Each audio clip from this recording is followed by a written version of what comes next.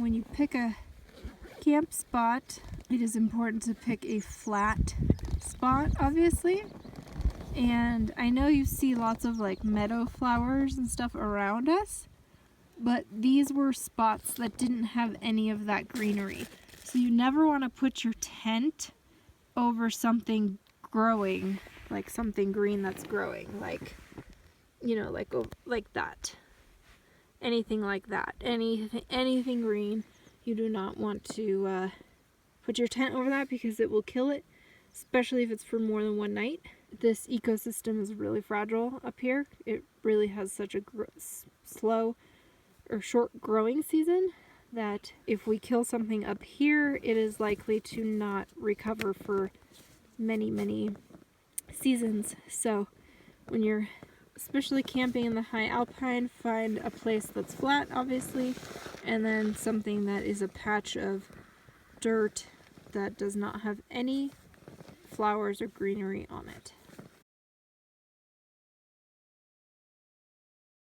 If you're camped somewhere where the ground is very loose and fluffy, it can be really hard to stake down your tent. Most stakes are only 4 to 6 inches long and aren't long enough to really get down into where the ground can be hard. So if you're in this situation, a really good tip is to find some sticks that are between 8 and 10 inches long, and then just use that stick like you would your tent stake. To stabilize that stick, just put some rocks around it, and this will hold up all night long. Another tip for setting up your tent, or finding a good place to set up your tent, is you see that glacier up there? Well, there's a nice little flat spot here, and I went up there thinking, oh, great spot for a tent, you know? I mean, you have this incredible view and everything. So I go up there,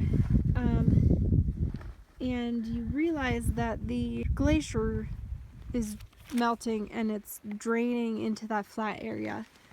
So whenever you're setting up a tent, keep in mind what's above you. Just because it's a nice flat spot doesn't mean it's good for tent setup. Just like look around and think, okay, if it rains, where's the water gonna pool? Like, where's it gonna come trickling down? That kind of thing. Like, you'll see in the ground, you'll see little rivers and stuff. Like down here, you see kind of an eddy. Eddy? That's not the word I'm trying to use. Like over there, you see that glacier melting down, that little river there, little stream. So keep in mind that temperatures change.